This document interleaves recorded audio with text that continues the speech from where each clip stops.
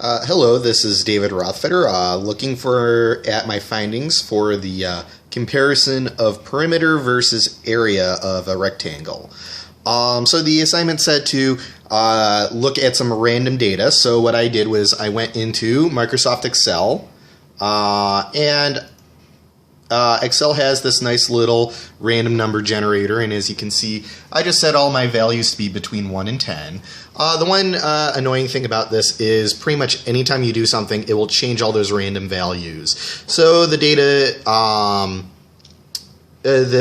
you can't, not entirely sure how to get the data just to remain stable, but for the purposes of this experiment, it's not that important to go back and look at my data later on.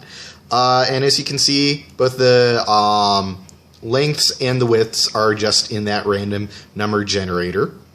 And then I made a quick equation for the perimeters and the areas.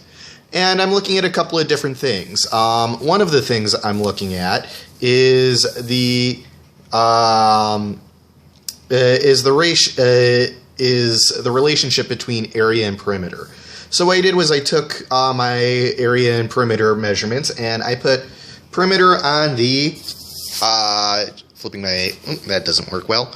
I put the perimeter on the x-axis and area on the y-axis, and I noticed that we've got a bit of a spread there, but it looks like it's pretty well shaped for an exponential curve.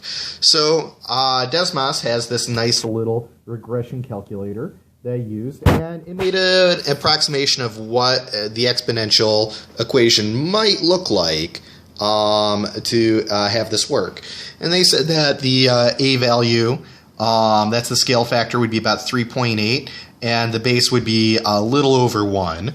As you can see, it seems to do a pretty decent job. It might not be what I would have guessed, especially on the low end, but it looks like it is a pretty appropriate fit.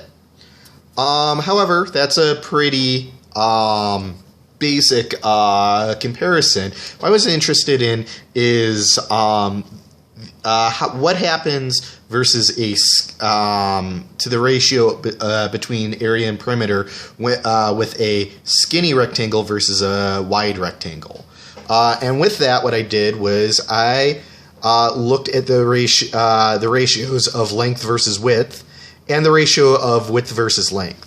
The reason why is because a tall rectangle and a wide rectangle can potentially be the exact same, and I wanted a way to reflect that. So I made those two ratios, and then what I did was I took the absolute value of the difference of those ratios. So that was just a way of me saying, hey, look, this tells me if I've got a skinny rectangle versus a squarish rectangle without making any, without caring whether it's tall or wide. And then I made a, and I got that number, and then I had the ratio of the area versus the perimeter.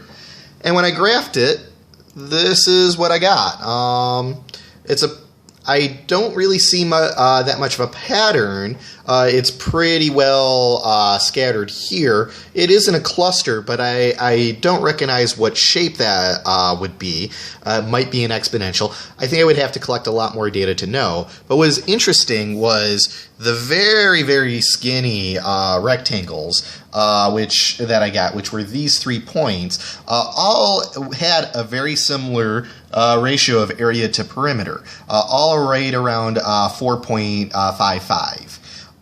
So that tells me that as you get skinnier, that ratio of area versus perimeter gets a lot more regularized, whereas the more squarish rectangles, it can have very big differences in that ratio.